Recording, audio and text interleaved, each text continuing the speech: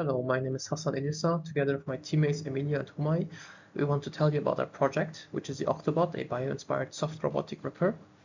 The aim of this project was to develop a soft robotic ripper. The problem we addressed is that conventional rigid grippers are not very adaptable when handling irregular, delicate, or differently oriented objects.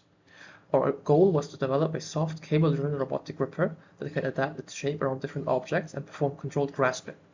The main goals were to design a flexible curling arm, create a multi-arm grasping system, perform engineering analysis, and lastly manufacture and test the prototype.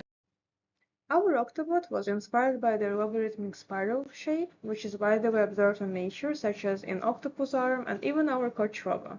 This shape allows the arm to curve progressively and wrap around the objects. Each arm was designed with 20 taper segments, which makes the curling motion easier and more predictable. In terms of parts, here you can see our motor spools, upper and lower housings, as well as a cable management platform. We used 6-arm configuration based on the reference paper, which was the configuration that was found to be the most effective for the grasping of objects. Next, we wanted to model our geometry in MATLAB.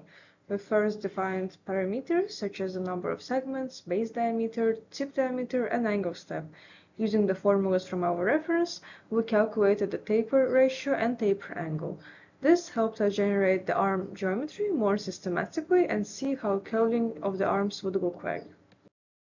The next step was developing the actuation system. Each arm has 3 cables that allow 3-dimensional motion and grasping. As you can see, the cables are divided into 2 groups. Motor 1 and 2 control the tension in the inner cables and cause the arms to curve inward and grasp the objects. Motor 3 controls the outer cable group, which helps with opening and releasing the arms. A separate motor moves the entire Octobot vertically during the object manipulation. This arrangement creates a coordinated actuation sequence that allows the robot to approach, grasp, and pick up some objects. To control the complete system, we used ESP32 to communicate with the 3 stepper motor drivers that control 1 motor each. For vertical movement, we used a separate DC motor controlled through a motor driver. We also developed a wireless user interface that can be accessed through the ESP32's Wi-Fi connection. From this interface, the operator can control the main grabbing motors, open or close the arms, and move the complete system up or down. One of the most important parts in our project was the cable force analysis. We needed to determine whether the selected motors could generate enough cable tension to curl the arms and pull the objects. The cable force was estimated using the following formula. This equation shows that cable force is directly proportional to motor torque and inversely proportional to the number of cables. We compared 3 different setups and we chose the third setup because we were able to amplify the force by around 4 times.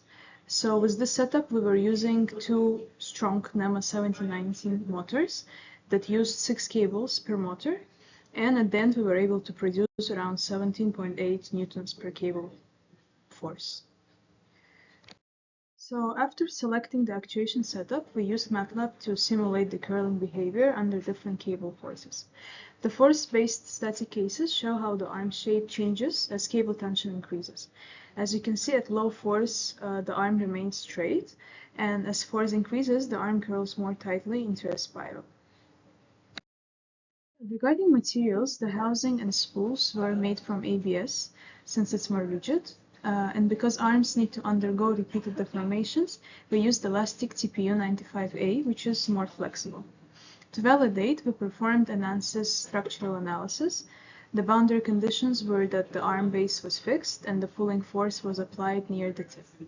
We started with a mesh study, where we tried various mesh sizes until we reached convergence. As you can see, 2 mm is sufficient, and the maximum stress obtained was 5.5 megapascals. Since the tensile strength of TPU is around 35, the safety factor is approximately 6.4. This indicates that the selected material has sufficient strength under the simulated loading condition. And as for the testing, we challenged our Octobot with objects of varying shapes and sizes. In the video, you can observe that the arms wrap around the object and adapt to its geometry.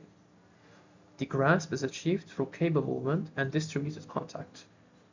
The final prototype successfully demonstrated adaptive grasping of objects of varying shapes, and as for the maximum tested payload, it was 0.7 kilograms. To conclude, we achieved adaptive grasping with a soft multi-arm structure. As for the achievements, we achieved controlled curling using cable-driven actuation. We performed analysis, geometric modeling, cable force calculations, material selection, ANSYS validation, as well as experimental testing.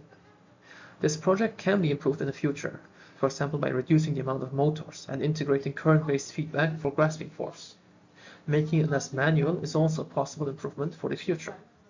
Our setup is fully modular, so it can be mounted on rovers or drones for different applications. Overall, we had a lot of fun doing this project, and we are very grateful for the support and encouragement from our department for our project. Thank you.